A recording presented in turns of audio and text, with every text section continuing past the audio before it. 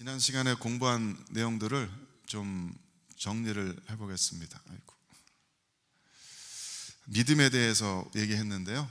우리를 구원에 이르게 한다는 그 믿음이란 과연 어떠한 것인가? 그 믿음의 내용은, 그 본질은 무엇인가? 우리 그 얘기를 함께 나눴습니다. 그래서 교회사에서 세 사람의 중요한 스승들의 견해를 우리 함께 나눴습니다. 첫 번째는 중세시대 교회에 아주 큰 스승이었던, 또 교사하고 신학자이고 철학자였던 토마스 아퀴나스가 한 말입니다. 믿음은 동의이다. 교회에서 가르쳐주는 것에 대해서, 어떤 그런 신학적인 명제에 대해서, 그 정리된 교리에 대해서 동의하고 받아들이는 것, 하나님께서 천지 만물을 창조하셨다는 것에 대해서, 예수 그리스도께서 2000년 전에 나의 죄를 이미 사하셨다는 것에 대해서, 또 앞으로 우리들에게 부활이 올 것이라는 것에 대해서 동의하는 것, 거기가 믿음의 시작이다. 그래서 로만 캐톨릭 교회는 무엇에 동의하느냐라는 문제에 대해서 교회에서 가르쳐준, 교회에서 확정한 그런 교리들에 동의하는 것이라고 하였고, 우리 개혁주의자들은 그렇게 사람이 하나님의 말씀을 해석하는 중간자일 수가 없다라고 이야기하면서 우리는 성경 말씀에 대해서 동의한다라고, 개혁주의자들의 의견은 그러다라고 얘기를 드렸습니다. 그래서 어쨌든 우리들의 신앙생활은 반드시 이것으로부터 시작되어야 됩니다. 성경 말씀에 대해서, 하나님의 말씀에 대한 동의가 먼저 있어야 됩니다. 이런 동의가 없이 믿음을 생활을 시작할 수는 없습니다. 그래서 많은 한대 크리스찬들이 내가 무엇을 믿는지를 모르고, 내가 믿는다고 하는 내용이 무엇인지를 모르고 무조건 덮어놓고 믿는 그런 맹목적인 믿음의 경향성을 보이는 경우들이 있다라고 말씀을 드렸습니다. 그래서 우리가 믿는다라고 말하려면, 내가 기독교 신앙을 가졌다라고 말하려면 내가 믿고 있는 그 믿음의 내용이 무엇인지를 먼저 알아야 된다. 내가 동의하고 있는 바의 내용이 무엇인지를 먼저 알아야 된다라고 말씀드렸습니다. 그래서 이 토마스 아퀴나스의 관점에서 보면은 믿음의 반대말은 뭘까요? 믿음의 반대말은 이단입니다.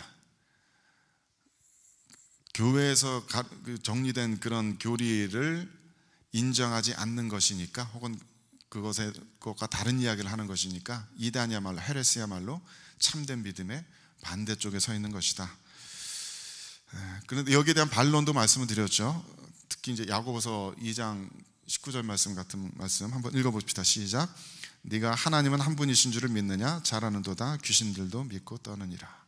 귀신들도 하나님이 한 분이라는 것에 대해서는 동의합니다. 예수께서 그리스도라는 것에 대해서 동의합니다. 하지만 그것을 가지고서 구원에 이르는 믿음을 가졌다라고는 말할 수 없습니다. 그래서 그냥 동의하는 것, 지적으로 동의하는 것만 가지고 우리들이 구원에 이르는 믿음을 가졌다라고 말할 수 있는가? 이런 반론의 여지가 있다. 그래서 그냥 to believe about God, 하나님에 관한 믿음을 가지는 것이 아니라 우리가 하나님을 믿어야 되지 않느냐, believe in God 해야 되지 않느냐, 그런 반론들이 나올 수가 있습니다. 그래서 종교개혁을 일으킨 마틴 루터는 믿음을 신뢰, trust라고 하였습니다. trust 혹은 confidence라고 이렇게 신학자들이 정리를 합니다. 그래서 루터 개인적인 회심의 과정들을 말씀을 드렸죠.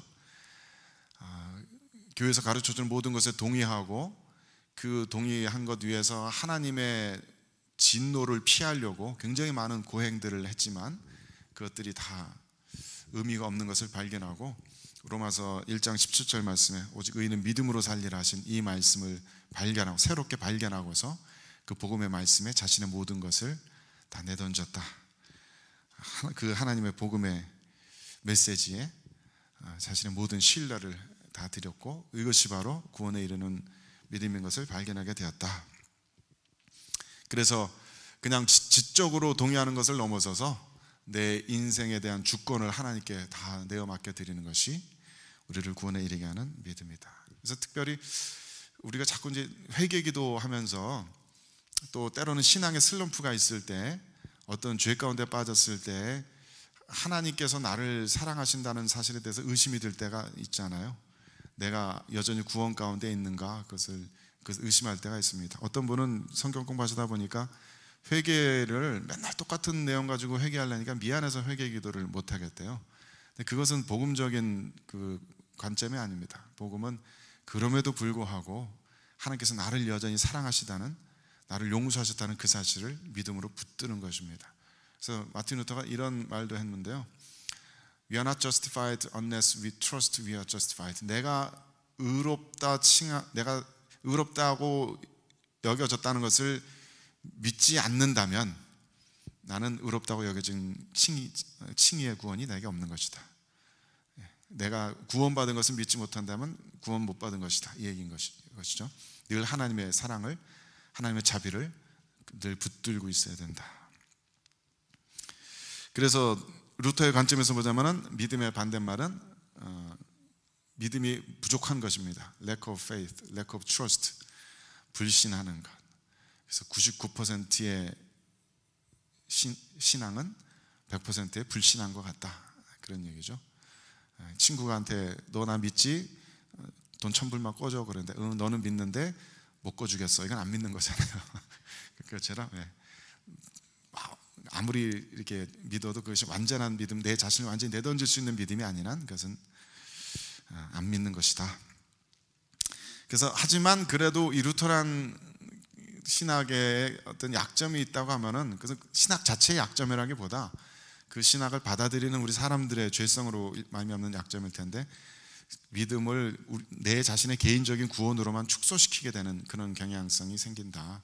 내 자신을 내던지고 내 자신의 구원에 관한 문제에 골몰하다 보니까 그렇게 될 수 있는 경향성이 있다 말씀을 드렸습니다. 그래서 우리 장로교에서는 믿음을 아는 것이라고 정의합니다. 알아보는 것이라고 번역하는 게 더 정확할지 모르겠습니다. 그래서 토마스 아퀴나스가 말하는 것 같은 그런 지성적으로 아는 것이 아니라 사람을 알아보는 것 같은, 친한 사람 알아보는 것 같은 그러한 개인적인 친분에 가까운 것, 하나님을 하나님으로서 알아보는 것. 특별히 존 칼빈은 하나님을 아는 모든 지식이 믿음이라고 했지만 그 중에서도 특별히 하나님의 good will, 하나님의 선하신 뜻을 아는 것, 그것을 알아보는 것, 복음의 메시지에 드러난, 예수 그리스도 십자가에 드러난 하나님의 선하신 뜻을 인식하는 것, 자각하는 것, 그것이 구원에 이르는 믿음이라고 했습니다. 그리고 이 믿음은 우리가 공부해서 하고 노력해서 생기는 것이 아니라고 그랬죠. 그렇게 얻어낼 수 있는 것이 아니라, 남에게 전달해 줄 수 있는 그런 성질의 것이 아니라, 이 믿음은 위로부터의 선물이라고 했습니다. 성령 하나님의 역사입니다. 성령 하나님께서 역사해 주지 않으시면은 우리 이웃들이, 우리 자녀들이 하나님을 아는 믿음을 가질 수가 없습니다. 그러니까 하나님을 아는 믿음이 없으니까 당연히 신앙생활에 열심을 다하지 못하게 되고 우리들 마음에 흡족한 그런 종교생활의 그런 모습을 보이지 못하는 게 당연합니다. 그 겉모습을 바꾼다고 그들에게 믿음이 생기지 않습니다. 그들을 몸을 억지로 끌어다 앉혀서 무릎 꿇려서 기도하게 하고 억지로 성경 보게 한다고 믿음이 생기지 않습니다. 성령께서 그들 가운데 역사해 주시기를 먼저 기도해야 되고 그 일이 먼저 일어나야만 합니다. 그렇지 않는 한 그 사람이 믿음을 가지지 못하는 것은 그 사람의 잘못이 아닌 것입니다. 그래서 켈빈의 관점에서 믿음의 반대말은, 제가 안 썼네요. 믿음의 반대말은 하나님을 나의 대적으로 오해하는 것입니다. 하나님께서 나를 사랑하신다는 것을 안 믿는 것, 하나님을 나의 대적이라고 생각하는 것, 나의 에너미라고, 나의 적이라고 생각하는 것. 켈빈 입장에서는 그게 믿음의 반대말입니다. 하나님과의 부정적인 관계들, 부정적인 감정들, 부정적인 인식들, 그것이 곧 하나님께 대한 믿음이 없는 것이다. 그래서 우리가 지금 교리 공부를 하려다 보니까 이렇게 처음에 이 믿음에 대한 이야기부터 시작하게 됐는데, 어쨌든 우리들을 구원에 이르게 하는 그 믿음은 하나님에 대한 올바른 지식부터 시작된다. 그것이 없으면 우리들의 신앙생활이 시작이 될 수가 없다. 그 얘기를 말씀드리려고 이 얘기를 이렇게 장하게 했습니다. 로마서 10장 17절 말씀 같이 한번 읽어보겠습니다. 시작. 그러므로 믿음은 들음에서 나며 들음은 그리스도의 말씀으로 말미암았느니라. 듣지 않으면 믿음이 생겨나지 못합니다. 그래서 저는 일평생 찬양 사역을 해왔지만 찬양 가지고 사람을 구원한다고는 저는 믿지 않습니다. 찬양의 그런 가사들이 내용들이 물론 신앙의 내용들을 포함을 하고 있지만 그게 얼마나 복음의 그 깊고 넓은 의미를 명확하게 전달할 수 있겠습니까? 참된 믿음을 가지려면 말씀을 들어야 됩니다. 말씀을 읽어야 됩니다. 말씀 앞에 나아가야 합니다. 그 외에 다른 어떤 것들은 그 믿음을 가질 수 있도록 돕는 역할을 할 뿐이지, 결국 사람에게 믿음이 생겨나는 것은 복음의 선포, 말씀, 그겁니다. 아무리 착한 일을 하고 사람을 사랑으로 보살펴 준다고 그 사람이 기독교 신앙이 생겨나지는 않습니다. 기독교 신앙으로 이끄는 도움 역할을 할 뿐입니다. 결국엔 예수 그리스도의 십자가에 대해서, 그 부활에 대해서, 온 세상을 구원하신 하나님의 뜻에 대해서 들어야 합니다. 그래서 하나님에 대한 올바른 지식이 없으면은 토마스 아퀴나스적인 관점에서는 이단적인 잘못된 가르침에 빠지는 것이고, 루터의 관점에서 보자면은 하나님을 불신하게 되는 것이고, 또 켈빈의 관점에서 보자면은 하나님을 오해하게 되는 겁니다. 하나님을 두려운 하나님으로, 사람들에게 벌 주기 위해서 몰래 길가에 숨어있는 경찰차처럼 사람들이 잘못한 하나 보고 있다가 잘못할 때 벌 주는 그런 하나님으로 오해하게 되기가 쉽습니다. 그래서 올바른 신앙의 길을 가려면 제일 먼저 하나님에 대한 올바른 지식이 반드시 필요하다. 여기까지가 서론입니다. 그러면은 당연히 이런 질문이 생겨야 됩니다. 그렇다면 우리는 그 하나님께 대한 올바른 지식을 어떤 방법으로 얻을 수 있는가? 어떻게 우리는 하나님에 대한 올바른 지식을 가질 수 있는가? 그리고 이 질문에 대한 답은 계시에 대한 주제로 우리를 인도합니다. 계시, revelation. 기본적으로 우리가 믿기로 하나님은 감추어진 하나님입니다. 사람들의 입장에서 하나님은 감추어져 있습니다. 우리가 아무리 성령의 도우심 없이 하나님을 찾으려고 한들, 하나님을 발견하려 하고 하나님을 알려고 하나님을 연구해 본들 성령의 도우심이 없다면은 우리는 그 하나님에 대한 올바른 지식을 절대 가질 수가 없습니다. 제가 예전에 대학교 때도 철학 공부했기 때문에 특히 동양 사상에 굉장히 깊이 매료되어서 빠졌던 적이 있어요. 그래서 제가 좋아했던 책 중에 하나가 도덕경이라는 책이 있는데, 일단 이 도덕경은 폼이 나요. 멋있어요. 제일 첫 장의 첫 문장이 이겁니다. 도가도 비상도요, 명가명은 비상명이라. 폼나지 않습니까? 도를 도라고 말하면 도가 아니요, 참된 이름을 이름이라고 불러버리면 그것은 참된 이름이 아니다.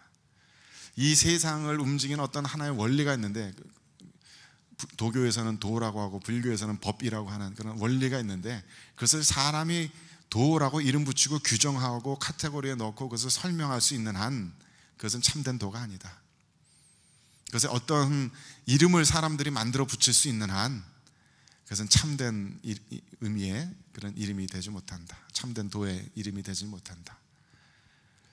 분명히 사람이 도를 향해서, 참된 우주의 원리를 향해서 나아갈 수는 있지만 그것을 완전히 파악할 수는 없다, 그런 얘기입니다. 근데 이것이 우리 기독교 신앙에서 고백하는 이야기가 굉장히 흡사합니다.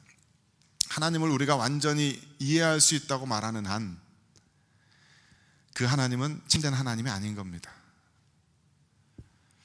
어떤 사람이 내가 하나님에 대해서 완벽한 계시를 가졌다라고 말하는 한 그 하나님은 가짜입니다. 당연히 하나님은 우리를 만드신 분이시고 우리는 이 시공간에 제한되어 있고 하나님은 우리의 한계를 훨씬 뛰어넘는 분이시기 때문에 그렇습니다. 신학적인, 철학적인 용어로 하나님은 우리들에게 완전한 타자입니다. 우리와 완전히 다르신 분.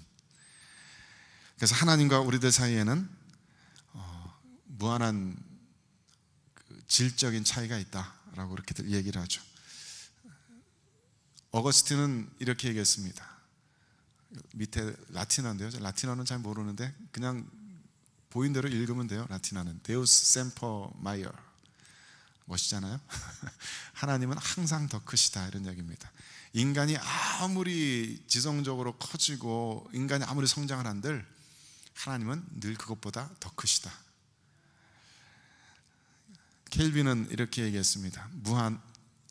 앞에가 빠졌네요. 유한은 무한을 파악할 수 없다. 우리 유한한 한계를 가진 우리 인간은 무한한 하나님을 이해할 수가 없다라는 그런 얘기입니다. 성경에 보면은 이거 넘겨주시겠어요? 안 넘어가네 갑자기. 예, 이사야 45장 15절 말씀 읽어보겠습니다. 시작. 구원자 이스라엘의 하나님이여 진실로 주는 스스로 숨어 계시는 하나님이시니이다. 또 시편 18편 11절 시작. 그가 흑암을 그의 숨는 곳으로 삼으사 장막같이 자기를 두르게 하심이며 곧 물의 흑암과 공중의 빽빽한 구름으로 그러하시도다. 이사야 선지자도 또 시편의 기자도 하나님은 숨어 계시는 하나님으로 파악하였습니다. 그래서 흑암 속에 숨어 계시고 공중의 빽빽한 구름 속에 하나님은 숨어 계신다.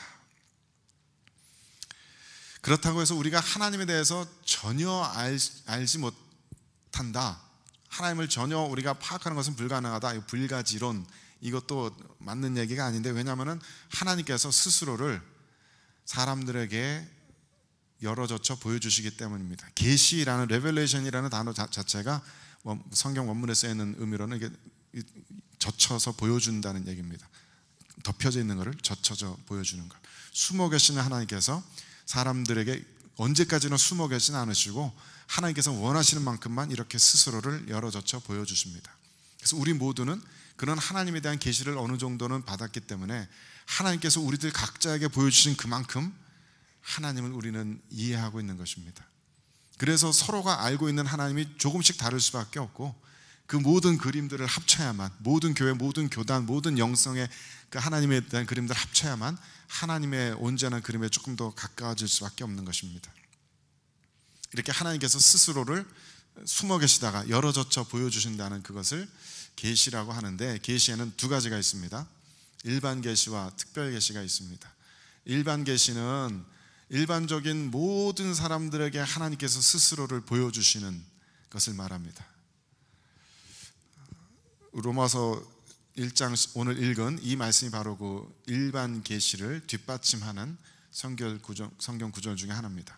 하나님을 알만한 것이 이 자연세계 속에, 피조세계 속에 보인다.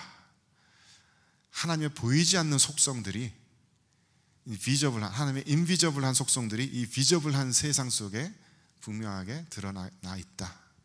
그래서 이 세상 사람 그 어떤 누구도 신은 없다, 하나님 안 계시다, 창조주는 없다, 그렇게 말할 수는 없다. 이 세상을 정직하게, 성실하게, 자연세계를, 세상에 돌아가는 원리들을 정직하고 성실하게 바라보고 관찰하고 공부한다면 여기는 분명히 하나님이 창조주가 계시다라고 밖에 말할 수가 없다라는 것입니다. 시편 19편 1절 말씀 읽어보십시다. 시작. 하늘이 하나님의 영광을 선포하고 궁창이 그의 손으로 하신 일을 나타내는 듯다. 이것도 하나님의 자연을 통한 일반 계시를 이야기해주는 장면입니다. 그래서 만약에 우리 청소년들이 혹은 믿지 않는 이웃들이 그러면 이순신 장군은 어떻게 됐어요? 세종대왕은 어떻게 됐어요? 구원 받았어요? 지옥 갔어요? 그때 그 성경이 하는 이야기가 그겁니다. 유대교의 그 모세의 율법을 듣지 못한 이들, 또 복음의 메시지를 듣지 못한 이들, 그런 이들에게는 하나님께서 일반 계시를 통해서 하나님께서 스스로 계심을 보여주셨다. 이때 일반 계시는 그냥 자연뿐만이 아니고요, 모든 양심과, 인간의 양심과 모든 도덕과 학문과 모든 종교들을 포함합니다. 그렇기 때문에 동양에서는 모세의 율법을 주는 대신에 공자 맹자를 주셨습니다. 그들의 가르침대로 살면은, 또 자신의 양심에 부끄럽지 않게 살면은 그것이 곧 하나님의 율법을 이루는 것이다, 그것이죠. 세상의 모든 철학들이, 심지어는 모든 고등 종교들이, 건강한 고등 종교들이 지시하는 바는 하나님의 율법과 결코 다르지 않습니다. 다른 사람을 죽이지 말고, 다른 사람 상하게 하지 말고, 간음하지 말고, 도둑지 말고, 거짓말하지 말고, 창조주 하나님을, 그 하나님을 무엇라고 어떻게 이름 부르든지 간에 신에 대한 경외하는 마음을 가지고 하늘을 두려워할 줄 아는 그런 모든 것들이 이미 인류에게는 가르침으로 주어져 있습니다. 그것이 일반 계시의 영역입니다. 우리는 그 모든 것들이 성령 하나님에 의한 계시라고 믿습니다. 그래서 다른 모든 동양적인 철학들, 종교들, 이런 것들이 그냥 사탄에게 속한 것이다 라고만은 말할 수 없습니다. 그 안에 분명히 우리 성경에 나와 있는 율법과 유사한 것들이 있고 가리키는 바가 유사한 것들이 있습니다. 다만 차이는 이 일반 계시 가지고는 그 일반 계시가 목적하는 그곳으로 나아갈 수 없다는 데 문제가 있습니다. 도교에서 도라고 말하고 불교에서 법이라고 말하는, 그래서 이 온 우주를 다스리는 어떤 신이라고 말하는 그것들을 사람들이 보지만, 그것들을 관찰하고 그것이 있다는 것을 직관적으로 알지만 그 하나님과 어떻게 관계 맺어야 할 줄을 사람들은 알지 못합니다. 그 공자, 맹자, 노자의 이런 훌륭한 가르침대로 사람들이 어떻게 하면 살아갈 수 있을지 그것을 알지 못합니다. 일반 계시의 한계는 그것입니다. 게다가 칼빈 같은 이는 말하기를, 하나님께서 인류를 위해 주신 이 일반 계시의 일들을 사람들의 죄성이 자꾸 그것을 오염시키고 더럽히고 자기 자신의 우상 숭배를 위한 것으로, 탐욕적인 것으로 자꾸 방향성을 바꾸어 버린다라고 이야기했습니다. 그렇기 때문에 인간이 구원받기 위해서는 이 일반 계시만 갖고 모자라고, 학문이나 철학이나 도덕이나 다른 종교들 갖고 모자라고, 반드시 특별한 하나님의 계시가 필요하게 되었습니다. 그것이 바로 성경입니다. 하나님의 특별한 계시, 구원을 위해 주어진 특별한 계시의 말씀입니다. 이것은 오직 하나님의 택하심을 받은 성도들만 받을 수 있는 말씀이기 때문에 특별한 계시입니다. 일반적인 사람들은 다른 어떤 학문으로도 다른 어떤 종교로도 하나님이 인간이 되셨다라는 이 놀라운 복음의 신비를 찾아낼 수도 없고 그것을 받아들일 수도 없습니다. 하나님께서 나의 죄를 위해서 대신 죽으셨다라는 이 놀라운 복음의 신비를 그 어떤 철학으로도, 자연을 아무리 관찰하고 그 다른 어떤 아무리 명상을 해도 그것을 찾아낼 수가 없습니다. 그것을 받아들일 수가 없습니다.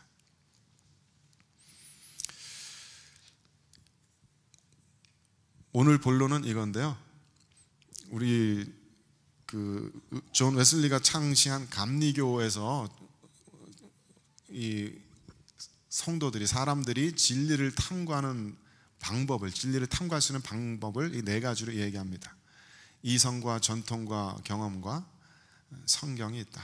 그 중에 이성과 전통과 경험, 이 모든 것이 지금까지 말씀드린 일반 은혜의 영역입니다.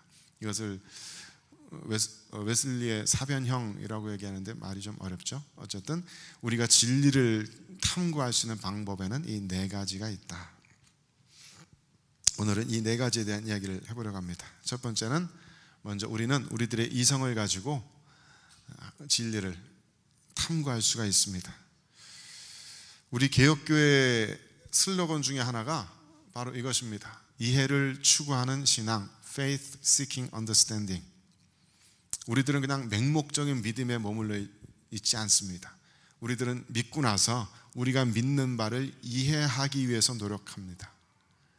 또 하나님을 알게 되면은, 믿음으로써 하나님을 바라보는 눈이 띄어지게 되면은 그다음부터 하나님을 알고 싶어지게 됩니다. 그게 너무나 당연한 원리입니다. 누군가 이렇게 연애를 하게 되어가지고 어떤 사람을 사랑하게 돼서 그 사람을 내 마음으로 받아들이게 되면은 그 다음에 하고 싶은 일은 그 사람을 알고 싶어 하는 것입니다. 그 사람이 뭘 좋아하는지, 뭘 싫어하는지, 어떤 꿈을 가지고 사는지, 그런 것들을 알고 싶어 합니다. 그래서 자꾸 그 주변에 맴돌면서 그 사람에게 질문하고 대화를 하게 되죠. 그거 마찬가지입니다. 하나님 아는 눈이 떠지면은 그 다음에는 이해를 하고 싶어지는 게 당연합니다. 그래서 어거스틴도 나는 이해하기 위해서 믿는다라고 라는 이야기를 했습니다. 제가 이 얘기를 말씀드리는 중요한 이유 중에 하나는, 요즘 현대 기독교를 무너뜨리는 잘못된, 거짓된 병적인 사조 중에 하나가 반지성주의이기 때문입니다. 덮어놓고 믿는 것, 그냥 생각하지 않고 고민해보지 않고 앞에서 말하면 그냥 아멘 하고 무조건 받아들이는 것. 로만 캐톨릭에서 중세시대 때 저질렀던 그 실수와 똑같은 거라고 했죠. 앞에서 교황이 무슨 말을 하든지 교황은 오리가 없어 라고 말하면서 교황의 말은 무조건 아멘으로 받아들이는 것. 그런 게 반지성주의입니다. 앞에서 어제 오늘도 한국 보니까 뭐 뉴스 나오던데요, 반스 그분께서 뭘 앞에서 이미 면직돼서 목사가 아니에요. 그분은 목사가 아닌데 그냥 자기와 친한 사람들끼리 다른 교단 또 들어가서 목사라고 그러고 주장하고 있는 건데, 이상한 얘기들을 막 하면서, 그런데 저는 그보다 더 놀랍고 가슴 아픈 거는 앞에서 그 사람이 무슨 이야기를 하든지 간에 앞에서 아멘 하는 그 성도들이 있다는 게 너무 가슴 아픈 거예요. 뭐 예쁜 처자들 모아가지고 성가대를 조직해서 뭐 짧은 치마를 입히고 어쩌고 입에 담기가 싫은 그런 이야기를 하는데 성도들이 아멘 한단 말이에요. 이게 반지성주의적인 잘못된 우리들의 허물입니다. 저 사람들 잘못해서 이게 아니라 그냥 우리 것으로 끌어안아야 된다고 생각해요. 우리는 얼마나 말씀에 대해서 깊이 있게 성찰하고 있는가, 고민하고 있는가, 내가 믿는 바를 계속해서 의심하고 있는가. 앞에서 목사님들이 이야기하는 것을 거기서 큰 도움을 받고 큰 인사이트를 받고 듣지만 열린 마음으로 받아듣지만 그 다음엔 정말 그거에 맞는지 성경을 보고 그것을 살아보려고 노력을 해야 될 거 아니에요. 그냥 아멘 덮어놓고 하는 게 아니라 사도행전 이것도 안 썼네요. 사도행전 17장 11절 말씀 보면은 베레아에 있는 사람들은 데살로니가에 있는 사람들보다 더 너그러워서 간절한 마음으로 말씀을 받고 이것이 그러한가 하여 날마다 성경을 상고한다 그랬습니다. 이 베레아에 있는 사람들이 너그럽다 그러니까 더 젠틀하다, 더 신사답다 그런 얘기입니다. 말씀을 받고 이것이 과연 그러한가 싶어서 날마다 상고한다 그랬는데 상고한다는 말이 examine 한다는 얘기예요. 시험한다, 검토한다는 얘기고 저지한다는 얘기고 퀘스천 한다는 말이에요. 말씀을 바꿔서 말씀을 일단 받아요. 바꿔서 그 다음에 퀘스천 합니다. 이것이 진짜일 수 있는가? 이 반대의 경우도 가능한가? 그런 노력들이 우리들에겐 필요하다는 얘기예요. 반드시 필요합니다. 특히 요즘과 같이 유튜브에 오만 이단적인 설교들이 가득하잖아요. 저는 교회에서 가슴 아픈 것 중에 하나가 특히 중보기도 열심히 하시는 영성 뜨거우신 선교적 열정 가득하신 분들이 무슨 유튜브 열정적으로 보시는 것들 보면은 대개는 이단적인 거 그렇게 빠져 계세요.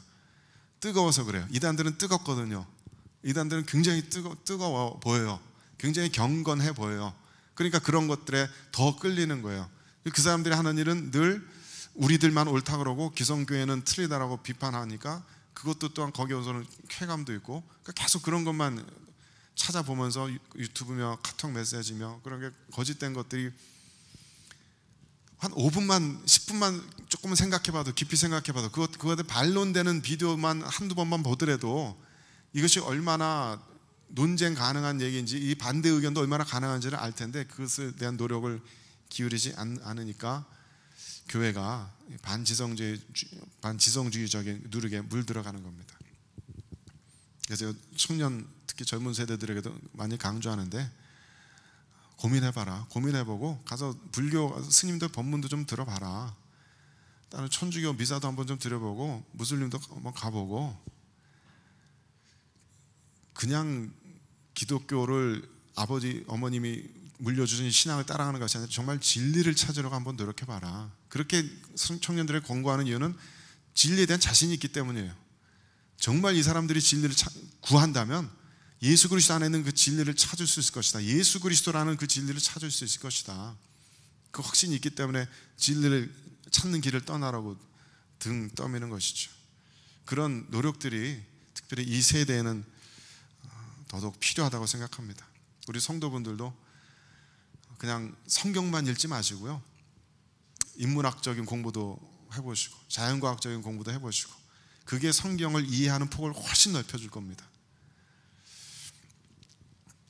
그런 공부들이 우리들에겐 필요합니다. 이성을 통해서 더욱더 하나님께 가까이 나아가고자 하는 노력들이 필요합니다.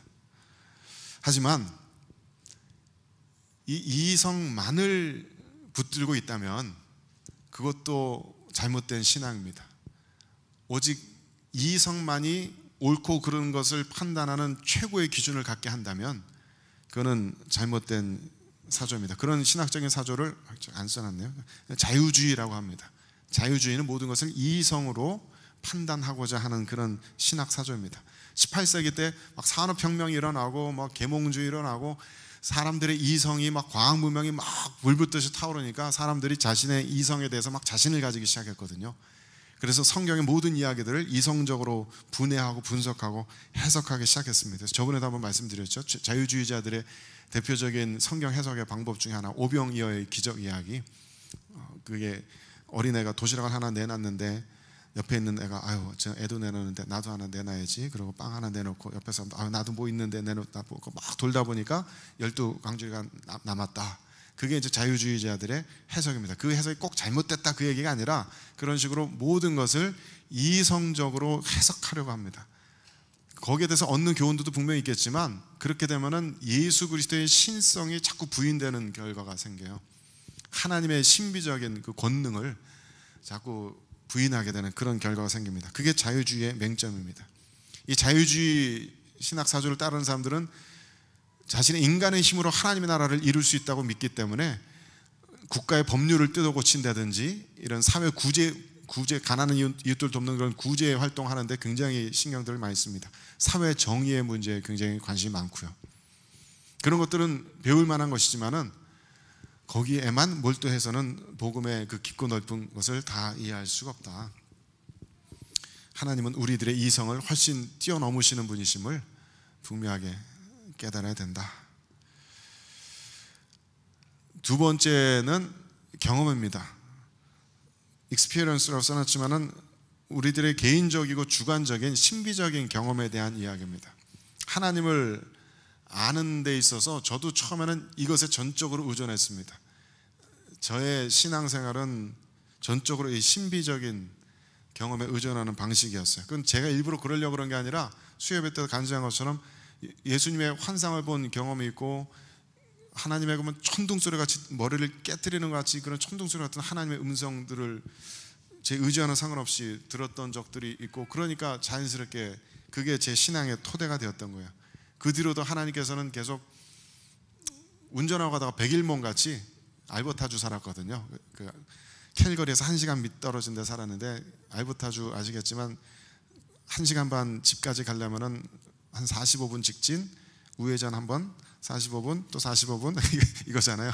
운전대 계속 붙들려 가면서 백일몽 같이 하나님께서 막 환상같이 막 복음의 비밀들을 이렇게 보여주시더라고요. 이렇게 어떤 드라마 같이 이렇게 꿈에서 캘거리 살면서 마지막 날 심판에 대한 꿈을 3번을 꿨습니다.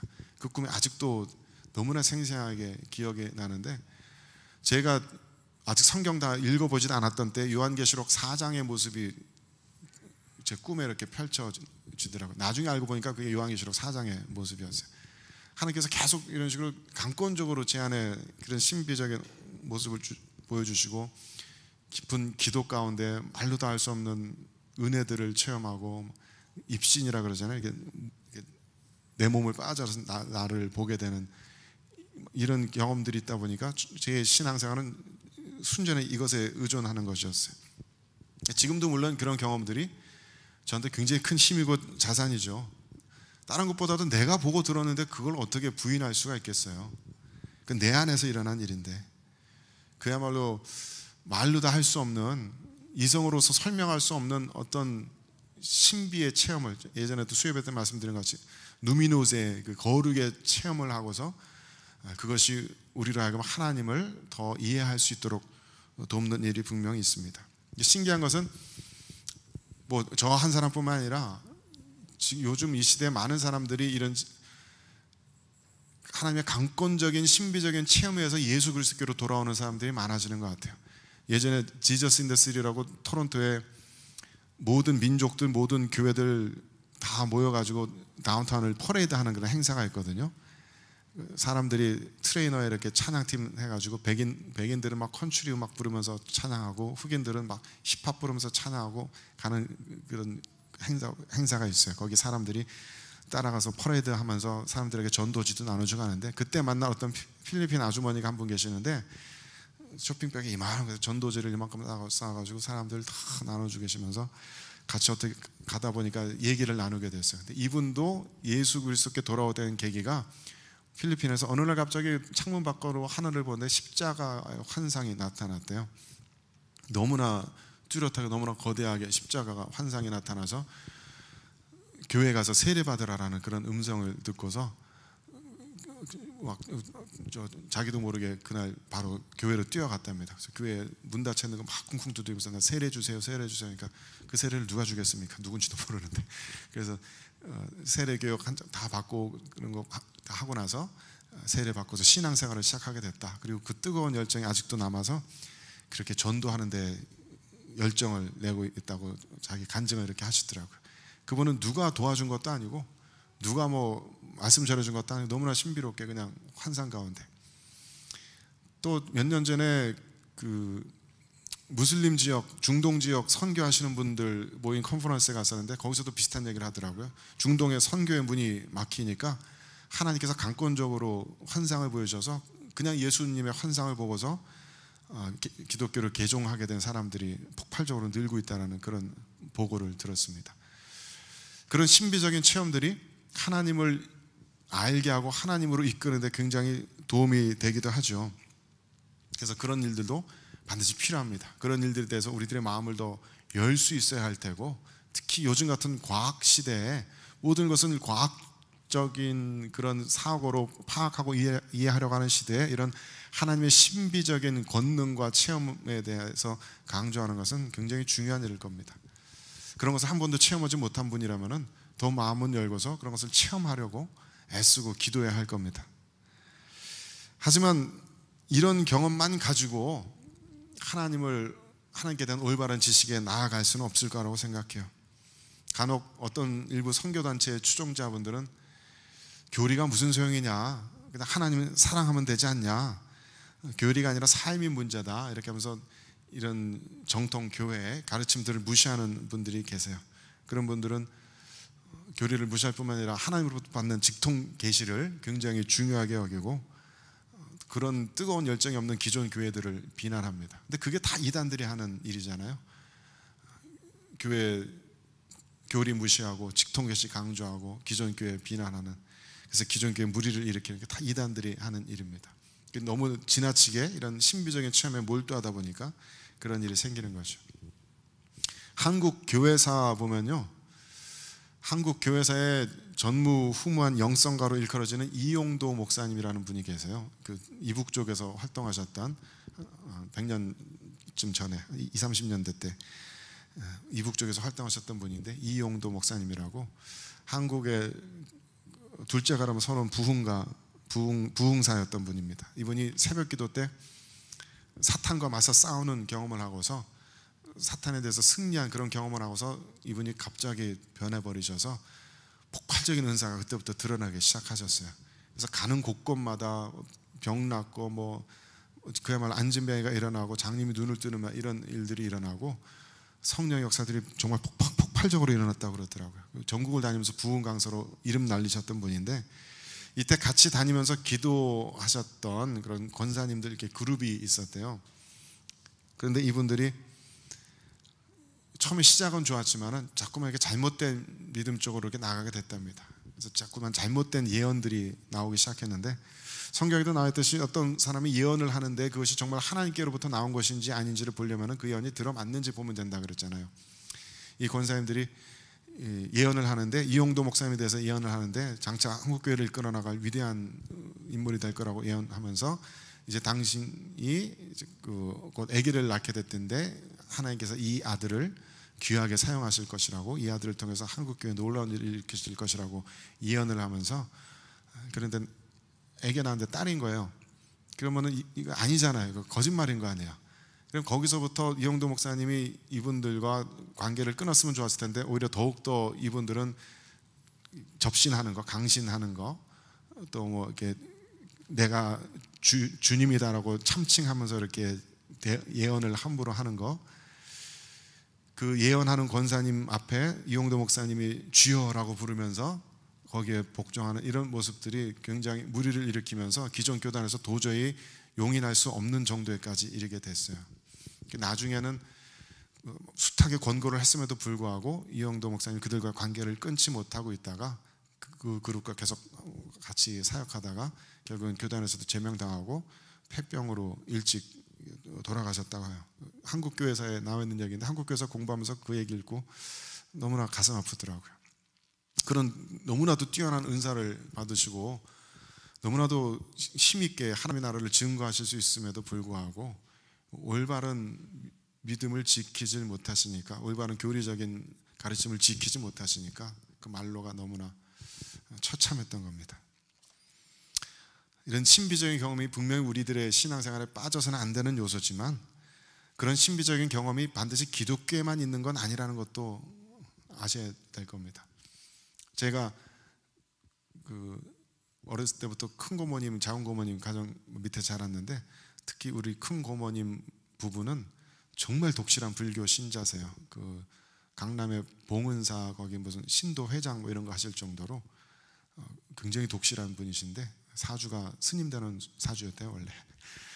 그 집에 그 댁에 화장실 가면은 간증집이 있어요. 이거만 두껍습니다. 화장실에서 앉아서 하나씩 있는데 놀라운 은혜로운 간증들이 거의 가득합니다.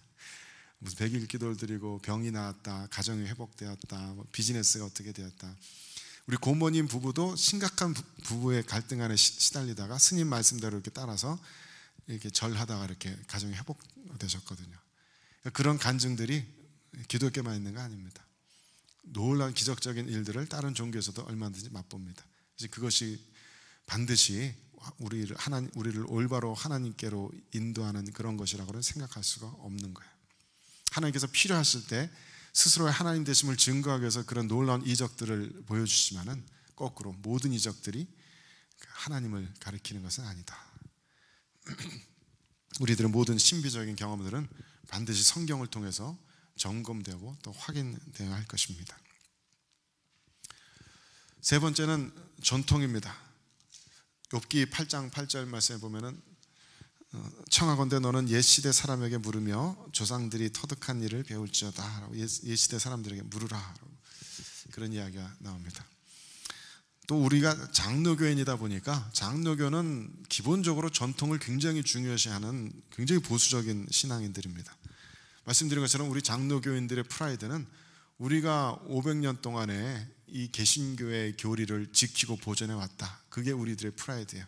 우리는 그만큼 예배 시간에도 설교를 예배의 중심되는 요소로 생각하고 말씀 공부, 성경 공부, 말씀 묵상을 큐티하는 거 이런 것 우리는 굉장한 열심을 가지고 말씀을 공부합니다.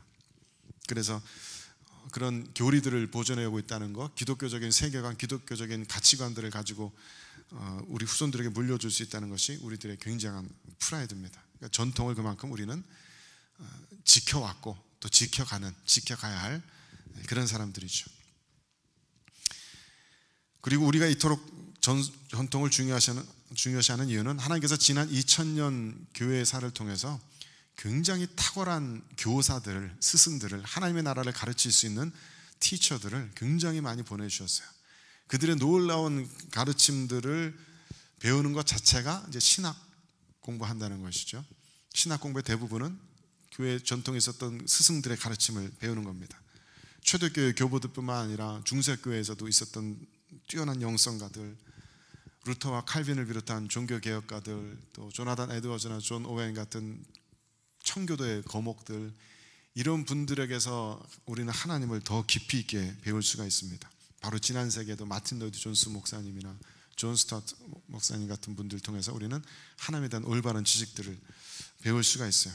그게 하나님께서 지난 2000년 동안에 교회에게 하나님에 대한 올바른 지식을 계시해 주신 방법 중에 하나입니다.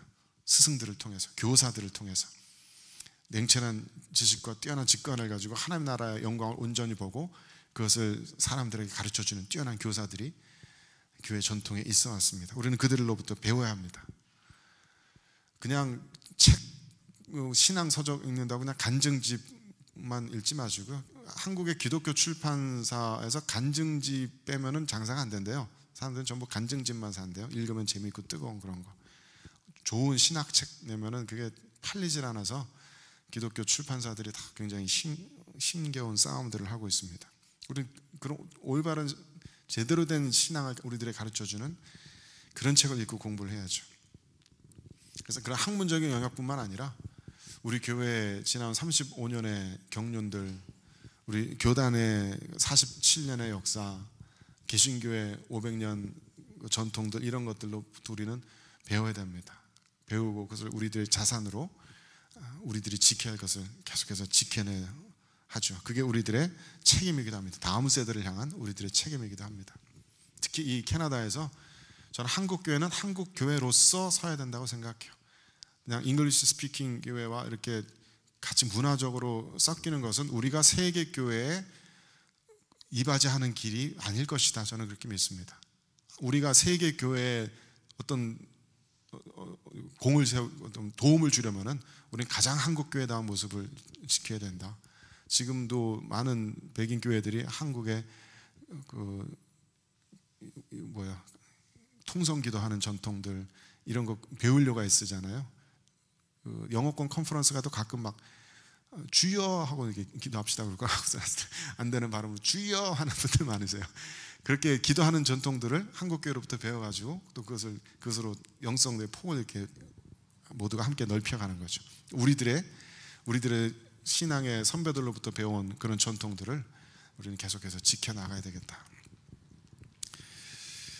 하지만 분명히 또 이 전통에만 목매이는 것은 우리들의 신앙의 올바른 방향성이 아닙니다. 전통에만 의존하는 대표적인 분들이 그런 전통주의자들이 로만 캐톨릭입니다.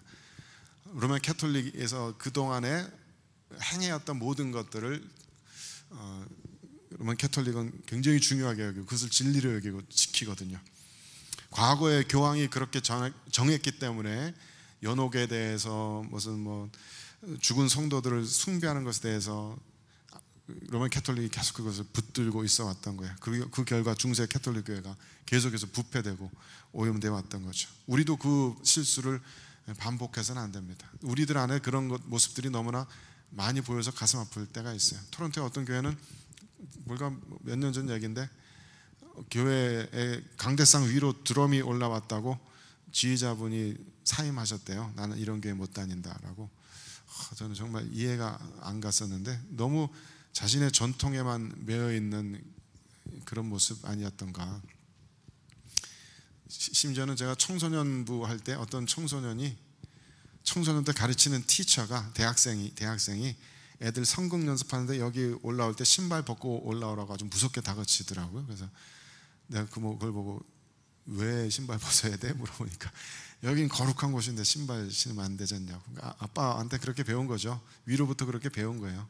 근데 그게 얼마나 위험한 신학입니까? 여기가 거룩하다는 얘기는 여기는 안 거룩하다는 얘기거든요. 여기가 하나님의 땅이라는 얘기는 여기는 자기들 땅이라는 얘기예요. 그게 하나님의 복음을 성경의 적인 가르침을 굉장히 오해시켜온 잘못된 가르침입니다. 그런 잘못된 것들을 계속 물려받고 물려줄 수는 없겠죠. 미셸 푸코라는 철학자가 있는데 지식의 고고학이라는 책을 썼어요. 그래서 우리가 지금 너무나 당연하게 진리라고 파악하고 있는 것에 계보를 따라가다 보면 왜 이렇게 시작됐는지 그 계보를 따라가다 보면은 지금 우리가 진짜라고 진리라고 알고 있는 것들이 너무나 허망하게 그 진실이 폭로되기도 한다. 그런 얘기입니다. 그 예를 들어서 교회에서 목사님들 가운 입잖아요. 특히 무슨 예식들 할 때 성례식 할 때 이렇게 가운 입는데 그건 그냥 그 스위스 제네바시에서 그 습도 많은 또 겨울에 너무 추운 그 날씨에서 그 날씨 때문에 입었던 특히 법관들이 입었던 가운입니다. 그 칼빈은 법학을 공부했던 사람이었고 그러니까 그 가운을 그냥 순전히 그 제네바시의 문화적인 전통인데 그것이 마치 교회의 전통인 것처럼 이렇게 내려오는 경우들이 있죠. 예배에 대해서 공부하다 보니까 예배 굉장히 많은 요소들이 교회 전통에 의지하고 있지 성경과는 아무런 상관이 없는 경우들이 굉장히 많이 있습니다. 요즘은 이렇게 대표기도라는 말 별로 잘 안 쓰지만 대표기도라는 것도 선교사님들이 조선 땅에 처음 와가지고 기도를 인도하실 수가 없으니까 조선 말이 서툴러서 기도를 인도하실 수가 없으니까 한국말 잘하는 신앙 좋은 사람 택해가지고 이분한테 기도시킨 게 대표기도의 전통으로 되어버렸는데 그걸 지금까지 굳이 그 지식의 계보를 알지 못하니까 그냥 모르는 채 그냥 따라하는 거예요. 우리 북미 지역의 많은 하우스에서 앞에 잔디밭 깔잖아요. 그것도 유럽에서는 귀족들이 땅을 놀리고 정원으로 만드는 그런 호사를 럭셔리를 일부러 막 이렇게 뽐내기 위해서 한 거였는데 그거를 북미 지역에서 흉내내 가지고 이렇게 잔디 만드는 전통이 생겼다 그래요. 근데 그런 거 알고 나면은 굳이 이걸 해야 되나 그런 생각들이 들 수밖에 없게 되죠. 모르면은 그냥 자꾸 위에서 하던 대로 앞에서 사람들이 하던 대로 계속 따라하게 되는 겁니다. 우리 개혁교회 슬로건 중에 하나는 이겁니다. 개혁된 교회는 항상 개혁되어야 한다. 우리 개혁교회는 항상 개혁되어야 된다. 이거는 과거는 무조건 잘못됐고 새로운 세대가 무조건 옳다는 얘기가 아니고요, 우리들의 교회는 그 기준이 분명히 성경입니다. 하나님의 말씀입니다. 그렇기 때문에 우리들이 신앙생활하는 것, 예배드리는 것, 살아가는 모든 방식들이 이 말씀에 의거해서 나아가고 있는가, 이것을 끊임없이 확인하고 재확인해야 된다는 얘기예요. 그래서 거기에 들어맞지 않는 것이 있으면 과감하게 바꿀 수 있어야 됩니다. 우리 스스로를 늘 개혁할 준비가 돼야 합니다. 저는 말씀 공부하면서 계속 강조하지만은 책 한 권 읽을 때마다, 신학교에서도 수업 한 번 들을 때마다 눈이 완전히 새롭게 떠져요. 그럼 이전에 내가 알았던 하나님에 대한 지식들이 얼마나 작고 편협하고 단편적이었는 것인지 그걸 너무나 뼈저리게 느끼게 돼요. 근데 그런 일들이 계속 반복된단 말이에요. 그래, 내 스스로의 신앙을 어떻게 의심을 안 할 수가 있겠어요? 또 여기에 대해서 더 깊이 공부하게 되면 내 신앙에 부족한 것이 또 드러나게 될 수도 있는데, 내가 얼마나 하나님을 오해하고 잘못 알았는지 알 수밖에 없을 텐데, 늘 말씀드리지만은 15살 때 알았던 하나님을 25살 때 그대로 똑같이 알고 있어서는 안 됩니다.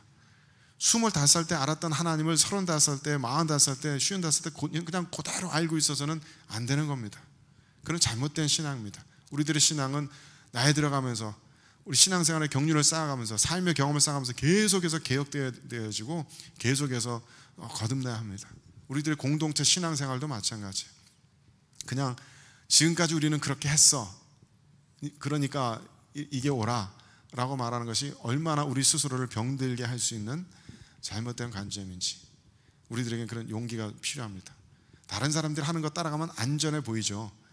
그게 편해 보입니다. 하지만 우리들이 알게 모르게 하는 그런 우리들의 신앙의 습관들 중에 성경과는 전혀 무관하고, 때로는 성경이 지시하는 것과 반대 방향으로 가는 그런 방향성도 얼마든지 있을 수 있다는 점을 우리는 자각해야 합니다. 우리는 스스로를 계속해서 개혁할 수 있어야 됩니다. 그래서 그 다음은 이제 성경인데, 이런 이성과 경험과 전통의 모든 것들이 결국은 성경에 의해서 최종적으로 점검돼야 된다. 그 얘기를 이제 다음 시간에 드리려고 합니다. 다음 시간은 성경에 대해서, 성경은 어떻게 우리들의 신앙과 삶의 표준이 되는가, 어떻게 우리는 그것을 주장할 수 있는가, 또 성경은 어떤 책인가, 그런 것들을 좀 살펴보려고 합니다. 이런 시간들 통해서 우리들 안에 있는 잘못된 누룩들이, 거짓된 가르침들이 발견되어지고 또 그것을 버릴 수 있는 시간들이 되면 좋겠어요. 계속 말씀드리지만 교리는 늘 교회를 이단으로부터 보호하기 위한 싸움 과정 중에 정리가 되었습니다. 아무 일도 없는데 그냥 교리가 만들어지진 않아요. 잘못된 이단과 싸우다 보니까 늘 교리가 만들어집니다. 그러니까 교리를 공부한다는 것은 잘못된 가르침들과 우리들 안에서 싸우는 거예요. 그래서 계속해서 고민하시고, 또 들었던 거 유튜브 방송 가지고 또 한번 주중에 한 번 더 돌려보시고, 또 질문 생기는 거 있으면, 설명이 명확하지 않았던 거 있으면은, 오해를 불러일으키기 쉬운 표현이 있었으면은 저한테도 말씀해 주시고, 그리고 질문해 주시면 감사하겠습니다. 우리 같이 찬양하고 또 기도로 마치도록 하겠습니다.